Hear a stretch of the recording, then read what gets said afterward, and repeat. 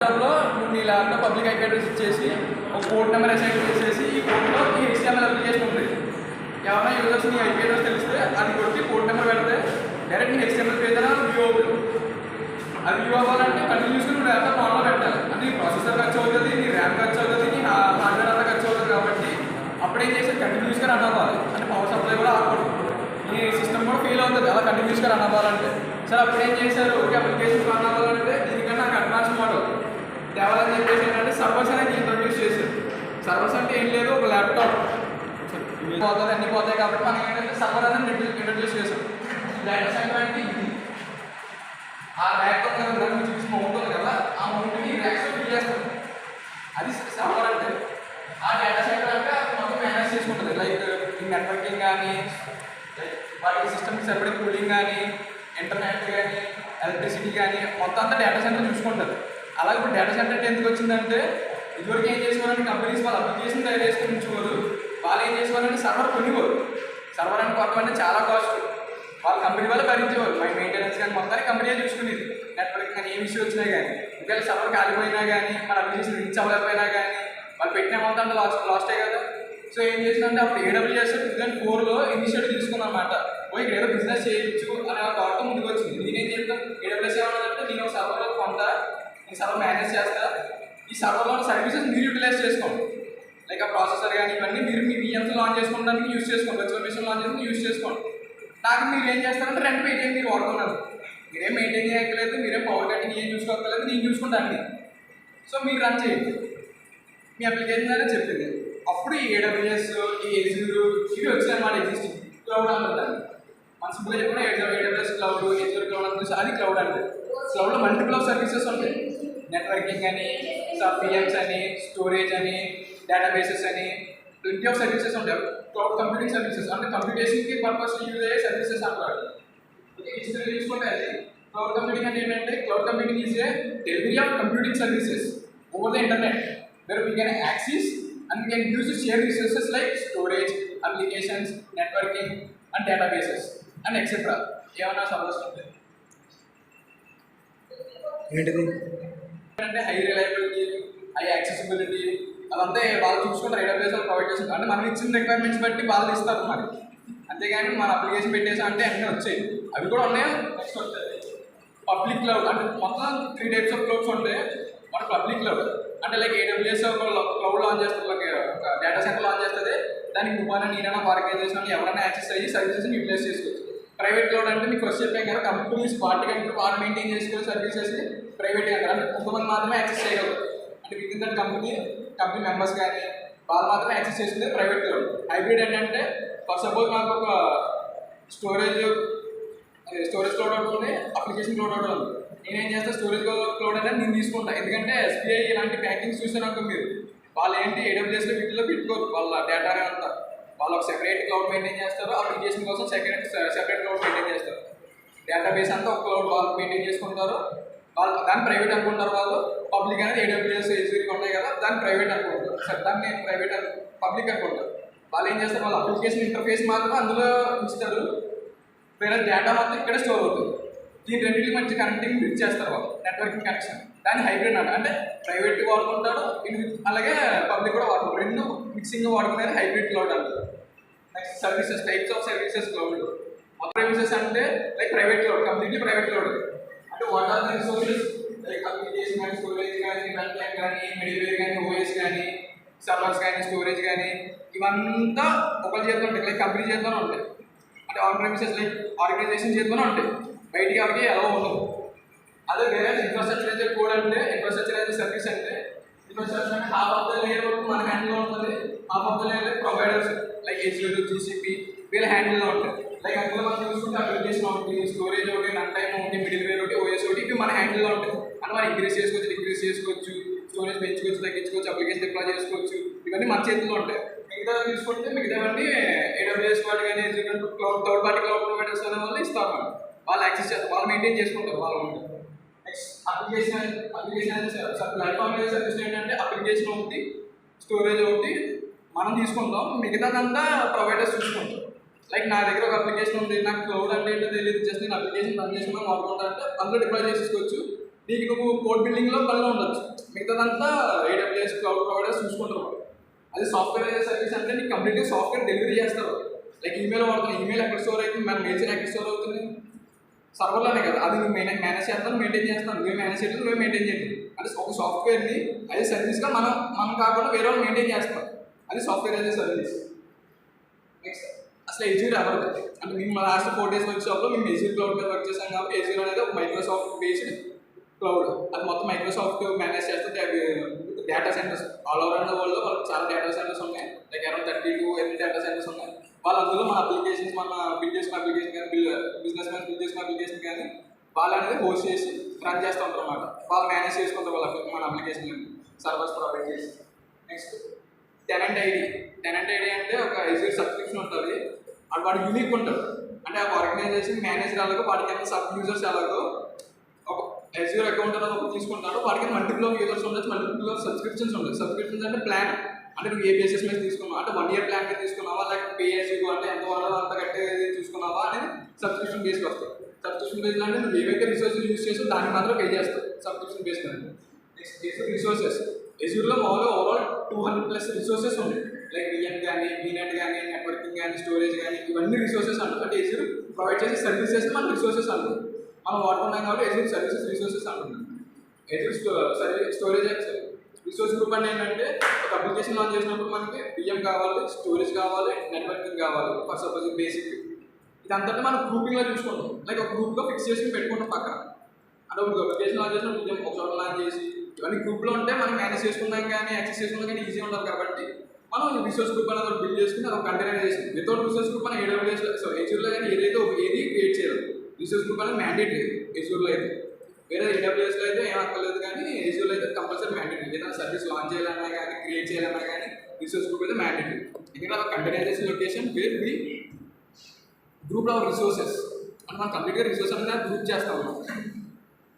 Next ఇది resource group creation steps ఇవి ఎజ్యూర్లో. Virtual machine అయితే ఏదైతే ఇన్ఫ్రాస్ట్రక్చర్ చూపించానో మీకు ఆ ఇన్ఫ్రాస్ట్రక్చర్ అనేది మీకు హార్డ్వేర్. ఇప్పుడు దానికి ఏం చేస్తాం మనం హైపర్వైజర్ అనేది ఒక సాఫ్ట్వేర్.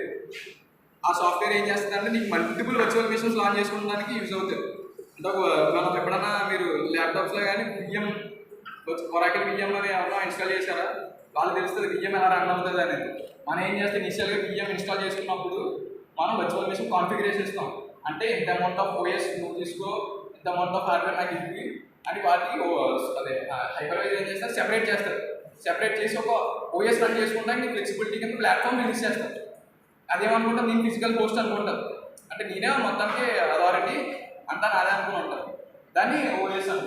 ఇక్కడ ఏం చేస్తామంటే అప్లికేషన్స్ కానీ, ప్రోగ్రామ్స్ కానీ, OS కానీ రన్ చేస్తాం. అంటే OS రన్ చేసామంటే మన ఇష్టం కావు. అప్లికేషన్ రన్ చేసుకోవచ్చు, ఏమైనా రన్ చేసుకోవచ్చు. కాబట్టి దాన్ని virtual machine first physical hardware ఉంటుంది, దానిపై హైపర్వైజర్ ఉంటుంది, దానిపై VM రన్ చేసుకుంటాం. ఇది వర్చువల్ మెషిన్ అంటే.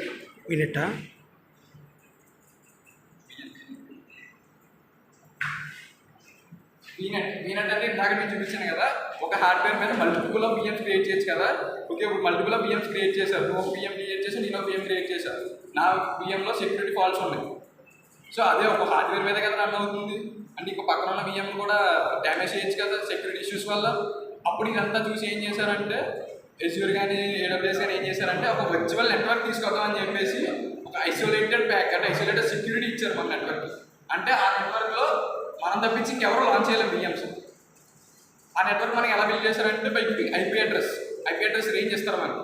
CIDR అని క్లాసికల్ ఇంటర్ డొమైన్ రేంజ్ అని ఒక IP అడ్రస్ డిఫైన్ చేసుకుని మనకి ఎన్నైతే IP అడ్రస్ కావాలో అది మన రేంజ్ కాన్ఫిగర్ చేసుకోవచ్చు. ఆ రేంజ్ అందులో మనం మల్టిపుల్ ఆఫ్ VMs లాంచ్ చేసుకోవచ్చు. మల్టిపుల్ ఆఫ్ VMs కాదు, VNetలో మల్టిపుల్ ఆఫ్ VMs లాంచ్ చేసుకోవచ్చు. సెక్యూర్గా ఉంచుతుంది, వేరే వాళ్ళకి ఎవరికి యాక్సెస్ ఇవ్వదు. Only with in the network వాళ్ళకి మాత్రం యాక్సెస్ ఉంటుంది. అది VNetలో సబ్నెట్స్ ఉంటాయి. అంటే హ్యూజ్ అమౌంట్ ఆఫ్ నెట్వర్క్ ఇస్తారు మాకు. ఓకే, నాకు 3 types ఆఫ్ అప్లికేషన్స్ ఉన్నాయి. ఒకటేమో ఫ్రంట్ ఎండ్ అప్లికేషన్, ఒకటేమో బ్యాక్ ఎండ్, ఒకటేమో డేటాబేస్. నేనేం చేస్తాను, ఒక సబ్నెట్ తీసుకుని ఏం చేస్తాను, ఫ్రంట్ ఎండ్ అంతా ఒక సబ్నెట్ కింద తీసుకుంటా, మిడిల్ వేర్ అంతా ఒక సబ్నెట్ కింద తీసుకుంటా, బ్యాక్ ఎండ్ అంతా ఒక సబ్నెట్ కింద తీసుకుంటా. మిడిల్ వేర్ మాత్రమే యూజర్స్కి యాక్సెసిబుల్ అవ్వాలి. లైక్ ఇంటర్నెట్ అనేది దాంట్లో మాత్రమే వెళ్ళాలి. బ్యాక్ ఎండ్ కానీ మిడిల్ వేర్ కానీ టచ్ అవ్వకూడదు అన్నప్పుడు మాత్రమే నేను దాన్ని ఫస్ట్ సబ్నెట్లో పెట్టుకుంటాను. దాన్ని పబ్లిక్ సబ్నెట్లో పెట్టుకుంటాను. ఈ రెండు ప్రైవేట్లో పెట్టుకుంటారు. దీన్ని ఎవరో యూజర్స్ కానీ ఎవరో యాక్సెస్ చేస్తే ఉంటుంది, ఎందుకంటే సెన్సిటివ్ ఇన్ఫర్మేషన్ ఉంటుంది కాబట్టి, సెన్సిటివ్ స్టోరేజ్ ఉంటుంది కాబట్టి, అప్లికేషన్స్ అన్ని డేటా మ్యాటర్ అంతా అందులో ఉంటుంది కాబట్టి మనకి ఎవరికి యాక్సెస్ ఇవ్వకూడదు. ఓన్లీ ఏదైతే వ్యూయింగ్ పేజ్ ఉందో అది మాత్రం యాక్సెస్ ఇవ్వాలి కాబట్టి మనం వ్యూయింగ్ పేజ్ ఒకటి పబ్లిక్ సబ్నెట్లో పెడతాం. మిగతా వాట్ ఎవర్ మనకి ఏదైతే యూజర్స్కి యాక్సెస్ అవ్వకూడదు అనేది ప్రైవేట్ సబ్నెట్లో పెడతాం. అవి సపరేట్ కాన్ఫిగరేషన్ సపరేట్ మాస్క్ ద్వారా డిఫైన్ చేస్తాం. సపరేట్ మాస్క్ అనేది మీకు ఐపీ అడ్రస్ ఎవరికైనా తెలుసు? ఐపీ అడ్రస్ అండ్ 4 అంటే దాంట్లో 32 బిట్స్ ఉంటాయి. అంటే 88 బిట్స్ కింద 4 ఉంటాయి, ఈక్వల్ 32 బిట్స్. ఇప్పుడు అందులో ఏమవుతుందంటే మనం సబ్నెట్ మాస్క్ డిఫైన్ చేసినప్పుడు ఏమవుతుందంటే 32 బిట్స్ కదా /31 ఇచ్చామనుకో, లాస్ట్ 1 బిట్ చేంజ్ అయ్యి లేదా 1 or 0 కలపాలి. బేసిక్ లాంగ్వేజ్ ఏంటంటే బైనరీ లాంగ్వేజ్ 0 or 1 ఉంటుంది. ఇప్పుడు ఏమవుతుంది, లాస్ట్ 1 బిట్ చేంజ్ చేసాం, 31 చేసాం 32 బిట్స్. ఇప్పుడు ఏమవుతుంది, 2 ఐపీ అడ్రస్ అనేవి మనకు వస్తాయి, 1 ఒకటి 0 అవుతుంది. సో 2 ఐపీ అడ్రస్ వచ్చాక 2 VMs లాంచ్ చేసి నువ్వు పబ్లిక్ పెట్టచ్చు, ప్రైవేట్ పెట్టచ్చు. అలా మీనెట్ సబ్నెట్ కాన్ఫిగరేషన్ అని మనం చేస్తాం. ఎజ్యూర్ కీ వాల్ట్ అంటే ఏంటంటే మనకి సెన్సిటివ్ ఇన్ఫర్మేషన్ లైక్ కీస్ ఉంటాయి, ఏపీఐ కీస్ కానీ లైక్ సర్టిఫికేట్స్. అంటే లైక్ ఎప్పుడైనా విఎం లాంచ్ చేసినప్పుడు మనకి ఒక సర్టిఫికేషన్ వస్తుంది. అది ఎందుకంటే డేటా ఎన్క్రిప్షన్ కోసం వాడుతుంది. అంటే ఒక పాస్వర్డ్ టైప్ సర్టిఫికేట్ అనమాట. ఇవి కానీ లైక్ క్రిప్టోగ్రఫీ కీస్ కానీ స్టోర్ చేస్తున్నా యూటిలైజ్ చేస్తాం. అంటే సెంట్రలైజ్డ్ లొకేషన్లో స్టోర్ చేస్తాం ఇవన్నీ. మనం ఎవరికి యాక్సెస్ ఇవ్వకుండా ఉంటుంది. ఇదివరకు ఏమైందంటే మన సర్వర్లో ఏం చేసేవాళ్ళం అంటే డేటాబేస్ కాన్ఫిగరేషన్ కూడా మనం సర్వర్లను ప్రొవైడ్ చేసేవాళ్ళం. ఎవరైనా సర్వర్ ఐపీ అడ్రస్ తెలుసుంటే ఆ డేటాబేస్ కాన్ఫిగరేషన్ ఐడి, దాని పాస్వర్డ్, ఐపీ అడ్రస్ తెలుసుంటే దాన్ని వాళ్ళు యాక్సెస్ చేసేసేవారు. సో ఇదంతా కాదని చెప్పి బ్యాక్ ఎండ్లో ఒక కీ వాల్ట్ పెట్టి దాని మీద కీ వాల్ట్ తీసుకుని ఐపీ అడ్రస్ దీనికి ఇక్కడ ఫిక్స్ చేసాం అనుకో, ఏమవుతుందంటే యాక్సెసింగ్ అనేది త్రూ కీ వాల్ట్ నుంచి డేటాబేస్కి వెళ్తుంది. అందుకని మనం కీ వాల్ట్ యూస్ చేయాలి.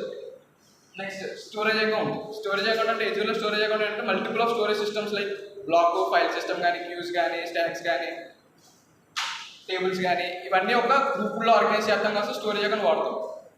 బ్లాక్ అంటే ఏంటంటే బ్లాక్స్ రూపంలో డేటాను స్టోర్ చేస్తాం కోసం బ్లాక్స్ యూస్ చేస్తాం. లైక్ ఫైల్ సిస్టమ్ అనేది ఏంటంటే ఫైల్స్ షేరబిలిటీ కోసం యూస్ చేస్తాం. నెక్స్ట్ క్యూస్ అంటే ఏంటంటే లైక్ నోటిఫికేషన్ సెండ్ చేస్తాం కోసం, కమ్యూనికేషన్ బిల్డ్ చేస్తాం కోసం క్యూస్ అనేది వాడతాం. టేబుల్ అంటే ర్యాండమ్గా ఫాస్ట్గా క్విక్గా డేటా యాక్సెస్ చేస్తాం కోసం టేబుల్స్ వాడతాం. నెక్స్ట్ డిస్క్ స్టోరేజ్ అంటే ఓఎస్ లెవెల్లో ఉన్న ఆపరేటింగ్ సిస్టమ్ కాన్ఫిగరేషన్ అంతా స్టోర్ చేస్తాం కోసం డిస్క్ లెవెల్ స్టోరేజ్ సిస్టమ్ వాడతాం. Next app service. App service అంటే ఇందాక మీకు చెప్పినట్టు there are 4 types of services ఉన్నాయి కదా, అందులో ఇది ప్లాట్ఫామ్ యాజ్ సర్వీస్ అంటర్లోకి వస్తుంది. అంటే అప్లికేషన్ నువ్వు స్టోరేజ్ రెండు డిఫైన్ చేసుకుంటే చాలు, మిగతాదంతా ఎదురు చూసుకుంటుంది. అది యాప్ సర్వీస్. ఇది అడ్వాన్స్ వర్షన్ ఆఫ్ విఎమ్స్ అంటారు. ఎందుకంటే విఎంలో అన్నీ కాన్ఫిగర్ చేసుకోవాలి. కానీ నువ్వు యాప్ సర్వీస్లో ఏం చేసుకుంటావు, ఓన్లీ అప్లికేషన్కి రన్ అయ్యే ప్లాట్ఫామ్ లైక్ టూల్స్. ఇప్పుడు లైక్ HTML పేజ్ రన్ చేస్తాను, HTML టూల్స్ ఏవైతే మనం VS Code ఇన్స్టాల్ చేసుకుంటామో ఆ బేసిస్ టూల్స్ మనం ఇన్స్టాల్ చేసుకోవాలి. దానికి ఎజ్యూర్ యాప్ సర్వీస్ అనేది వాడతాం. టెరాఫామ్ అనేది ఇన్ఫ్రాస్ట్రక్చర్ యాజ్ ఏ కోడ్ అంటారు. ఇది ఒక high level language design by HashiCorp. ఈ లాంగ్వేజ్ కూడా HashiCorp లాంగ్వేజ్ అని కూడా అంటారు దీన్ని. ఇది ఎందుకంటే ఇందాక మనం VMs అనేవన్నీ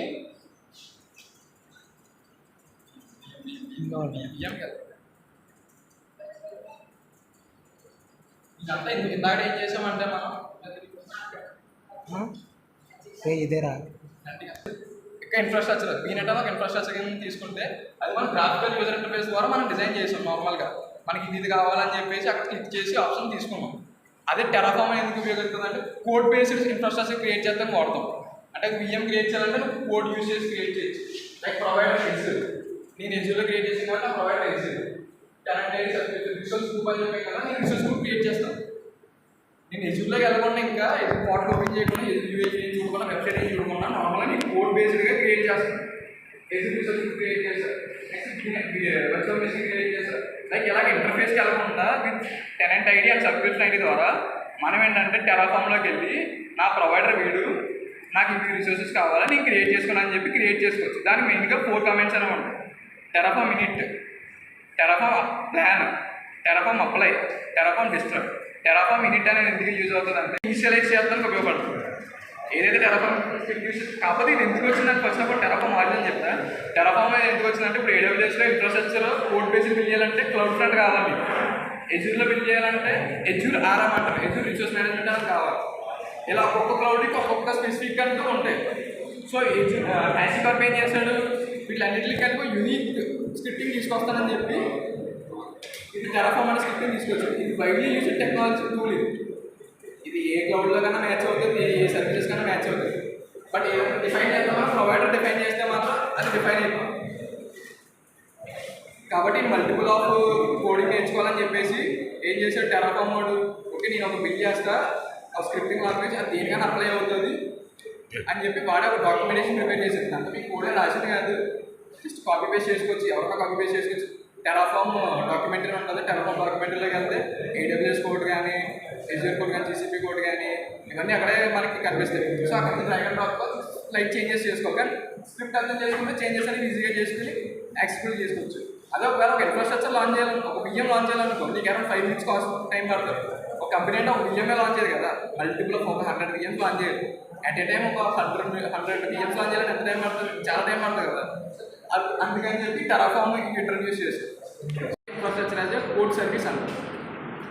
టెరాఫార్మ్ యూనిట్ ఏంటి ఏం చేస్తుందంటే ఇనిషియలైజ్ చేస్తుంది. ఏదైతే కోడ్ డాక్యుమెంట్లో స్క్రిప్టింగ్ రాసావో దాన్ని ఇనిషియలైజ్ చేస్తుంది. అంటే బ్యాక్ అండ్ ప్రొవైడర్ ఎవరు దీనికి, దాని బ్యాక్ అండ్ టూల్స్ మొత్తం బ్యాక్ అండ్ ఇన్స్టాల్ చేస్తుంది, మనకి టెర్మినల్లో ఇన్స్టాల్ చేసి పెడతారు.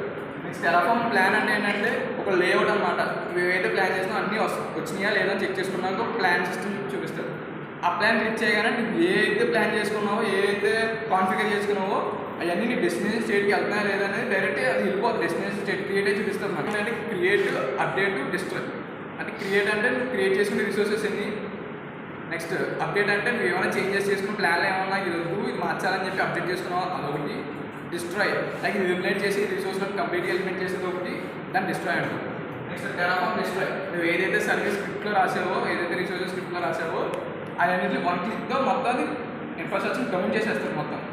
ఏదైతే క్రియేట్ చేస్తావు డిస్ట్రాయ్ అని క్లిక్ చేయగానే టెరాఫార్మ్ డిస్ట్రాయ్ క్రియేట్ చేయగానే డిస్ట్రాయ్ అయిపోతుంది మొత్తం సర్వీస్.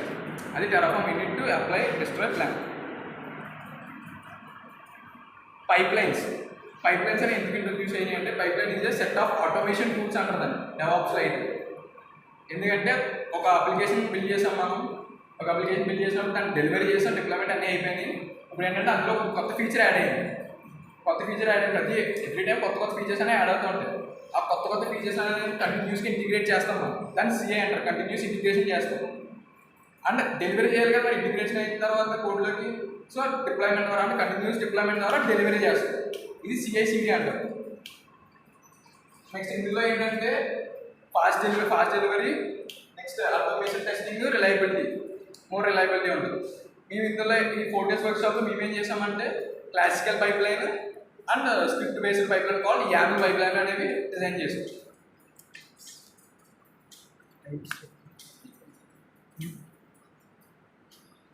నెక్స్ట్ ఫస్ట్ మనం ఏం చేయాలంటే ఏదన్నా ఫస్ట్ మనం అప్లికేషన్ డిప్లాయ్ చేయాలన్నా, రన్ చేయాలి కానీ, ఇంటిగ్రేషన్ చేయాలని కానీ ఫస్ట్ మనం కోడ్ తీసుకోవాలి. కాబట్టి మనం మ్యాక్సిమం అందరికీ తెలిసిన గిట్ అనేది సోర్స్ కంట్రోల్, గిట్ అనేది వెర్షన్ కంట్రోల్. కాబట్టి మనం ఫస్ట్ గిట్లోంచి ఈ కోడ్ అంతా క్లోన్ చేసుకున్నాం. కోడ్ అంతా క్లోన్ చేసుకున్న తర్వాత దాన్ని ఎజ్యూర్ డెవాప్స్ పోర్టల్లోకి క్లోన్ చేసాము. ఎజ్యూర్ పోర్టల్లో రిపోజిటరీస్ అనేవి అక్కడ ఉన్న డాష్ బోర్డ్ చూస్తారు మీరు, అందులోకి మేము ఒక రిపోజిటరీ నేమ్ పెట్టుకుని దాంట్లో కంపైలర్ అన్నారు కదా, పైన ఇన్స్టాల్ చేసి ఉండాలి కదా. సో మేము తీసుకున్నది ఏంటంటే ఇన్స్టాల్ చేసాం. దాని కింద మీరు కోడ్లో ఏంటంటే ఆల్రెడీ రిపోజిటరీలో టెరాఫార్మ్ స్క్రిప్ట్ అనేది ఉంది. టెరాఫార్మ్ స్క్రిప్ట్ అనేది ఒక ఫైల్లో కాపీ చేసాం. నెక్స్ట్ ఆర్టిఫాక్ట్ అంటారు. ఆర్టిఫాక్ట్ అంటే ఏంటంటే నువ్వు ఏదైతే కోడ్ అంతా రన్ చేసావో నీకు ఒక బైనరీ అవుట్పుట్ వస్తుంది. అంటే which computer can only understand ఉంటుంది కాబట్టి అది వస్తుంది మనకు అవుట్పుట్ కింద. అది దాన్ని ఒక దాంట్లో స్టోర్ చేస్తుంది. నెక్స్ట్ ఇక్కడ నువ్వు బైనరీ ఏదైతే ఆర్టిఫాక్ట్ వచ్చిందో దాన్ని ఇక్కడ స్టోర్ చేస్తాం. అంటే ఇంటిగ్రేషన్ చేస్తాం. రిలీజ్ పైప్ లైన్ మేము టెరాఫార్మ్ స్క్రిప్ట్ కూడా రిలీజ్ చేస్తాం కాబట్టి ఇన్ఫ్రాస్ట్రక్చర్ అంతా టెరాఫార్మ్ ద్వారా బిల్డ్ చేస్తాం. కాబట్టి ఇందాక ఏదైతే స్టెప్స్ చెప్పానో టెరాఫార్మ్ టూల్ ఇన్స్టాల్ చేసాం, టెరాఫార్మ్ ఇనిషియలైజ్ చేసాం, టెరాఫార్మ్ అప్లై చేసాం, టెరాఫార్మ్ ప్లాన్ చేసాం. ఇవన్నీ రిలీజ్ పైప్లో పెట్టాము. నెక్స్ట్ బిల్డ్ అయిపోయింది, రిలీజ్ అయిపోయింది, డిప్లాయ్మెంట్ కావాలి. మేము ఎజ్యూర్ యాప్ సర్వీసెస్ ద్వారా వెబ్ యాప్ సర్వీస్ ఇందా చెప్పాం కదా, ఎజ్యూర్ యాప్ సర్వీసెస్ దాని ద్వారా డిప్లాయ్ చేస్తాం మేము సర్వీస్ అని. సో ఎజ్యూర్ యాప్ సర్వీసెస్ తీసుకుని డిప్లాయ్ చేస్తాం. అంటే ఇక్కడ ఉన్న ఆర్టిఫాక్ట్ కాస్త ఇప్పుడున్న టెరాఫార్మ్ స్క్రిప్ట్ ద్వారా ఒక VMలోకి వెళ్ళి లాంచ్ అయ్యి మనకి అవుట్పుట్ డిప్లాయ్మెంట్ స్టేజ్లో చూపిస్తుంది అన్నమాట. ఇందాక ఏదైతే స్టేజెస్ నేను మాన్యువల్గా చేసానో ఇప్పుడు అంతా నేను కోడ్ బేస్లో చేశాను. అంటే మెయిన్ టార్గెట్ నా మెయిన్ ప్రాజెక్ట్లో ఉంది లైక్ ఫుల్ విండోస్ స్టేటస్ తీసుకున్నా, స్టేజెస్ బిల్డ్ స్టేజ్ తీసుకున్నా, బిల్డ్ స్టేజ్లో ఏమేమి చేశాను, టెరాఫామ్ టూల్ ఇన్స్టాల్ చేశాను, టెరాఫామ్ బిఎస్ స్టూడియో ఇన్స్టాల్ చేశాను, నెక్స్ట్ ఒక కాపీ ఫైల్ తీసుకున్నా, ఒక ఆర్టిఫాక్ట్ తీసుకున్నా. ఇవన్నీ నేను బిల్డ్ స్టేజ్లో పర్ఫామ్ చేశాను కాబట్టి బిల్డ్ స్టేజ్ అంతా కోడ్ ఫామ్లో రాశాను. దీన్ని యామి పైప్లైన్ అంటారు. అంటే స్క్రిప్ట్ బేస్డ్ పైప్లైన్ ఏమంటారు, యామి పైప్లైన్ అంటారు. అంటే యామి కోడ్లో రాస్తాను, అది కోడ్. నెక్స్ట్ బిల్డ్ స్టేజ్ ఏం చేశాను, నేను టెరాఫామ్ స్క్రిప్ట్లో రిలీజ్ చేద్దాను కాబట్టి టెరాఫామ్ ఇన్స్టాల్ చేశాను. టెరాఫామ్ ఆటోమేటిక్ కానీ ప్లాన్ కానీ అప్లై కానీ డిస్ట్రాయ్ చేయాలి. డెలివరీ చేస్తున్నాం కాబట్టి డిస్ట్రాయ్ చేయకూడదు. సో అందుకని ఓన్లీ అప్లై ఒకటి చేస్తాను. నెక్స్ట్ డిప్లాయ్మెంట్ స్టేజ్ ఏం చేస్తామంటే ఏదైతే మనం టెరాఫామ్ స్క్రిప్ట్ ఇవన్నీ రెడీ అయిపోయింది కదా దాన్ని డైరెక్ట్ తీసుకొచ్చి వెబ్ సర్వీసెస్లో డిప్లాయ్ చేస్తాం. ఎట్లా మనకి అప్లికేషన్ అనేది రిలీజ్ అవుతుంది.